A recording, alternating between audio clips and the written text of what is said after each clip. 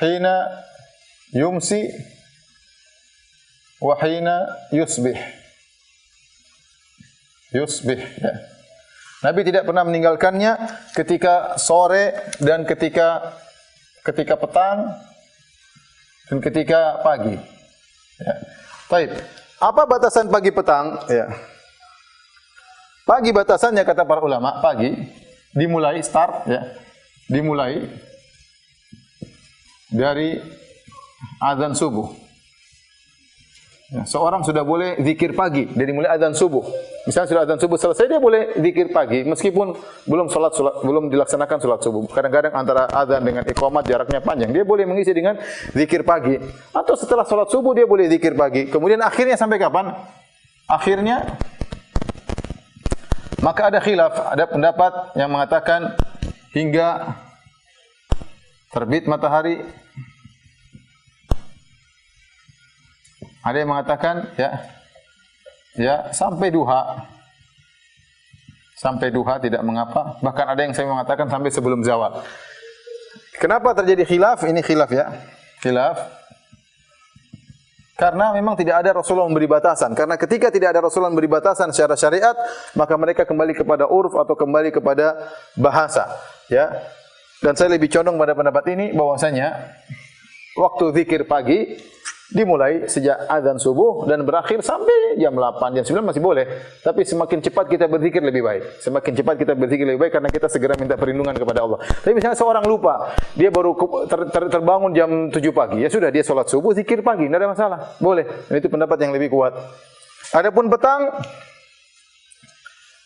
ya dimulai dari asar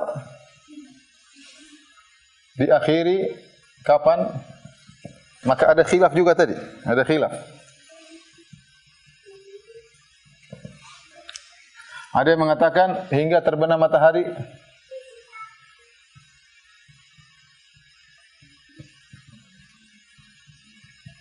Kemudian ada yang mengatakan ya hingga ya sepertiga malam. Tiga malam yang pertama. Karena secara bahasa Arab masih dikatakan sebagai petang, masa. Al-masa itu bukan cuma asar, bahkan menyangkut malam. Termasuk disebut juga dengan al-masa secara bahasa. Ini pendapat yang lebih kuat. Maksudnya apa? Jika seorang lupa untuk zikir pagi petang sebelum maghrib, setelah maghrib dia masih boleh zikir petang. Dia masih boleh zikir petang. Meskipun setelah sholat maghrib, karena waktu zikir masih setelah isya pun masih boleh. Tetapi lebih cepat lebih utama. Lebih cepat lebih utama ya. Kecuali, saya peringatkan, kecuali zikir-zikir yang memang dikhususkan di malam hari. Ada zikir-zikir yang memang dibaca di malam hari, maka kita bacanya di malam hari. Maka kita bacanya di malam hari. Ya. Kemudian yang perlu diingatkan kembali, apakah zikir-zikir ini? Apakah zikir-zikir ini boleh dibaca selain pagi dan petang?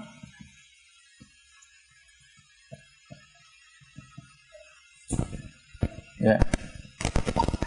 Jawabannya, jika zikir-zikir tersebut tidak disebutkan lafal pagi atau petang, ada zikir pagi dan petang, misalnya Allah fi hadhihi lailah misalnya, ya Allah aku mohon kepada Engkau di malam hari ini. Ya, maka tidak boleh kita baca di pagi hari. Tapi kalau zikir-zikir tersebut tidak disebutkan lafal pagi dan petang, maka boleh dibaca di waktu yang lain, namun jangan dianggap sunnah. Dianggap sunnah. Ya, tapi hukumnya boleh karena sunnahnya ya zikir pagi dan petang. Karena ini sering banyak pertanyaan. Bolehkah kita baca ini Ustaz, zikir pagi petangnya bagus, isinya permintaan. Boleh enggak kita baca selain pagi dan petang? Boleh saja. Tapi jangan dianggap sunnah, itu hukumnya boleh karena kita boleh berdoa dengan doa-doa yang baik.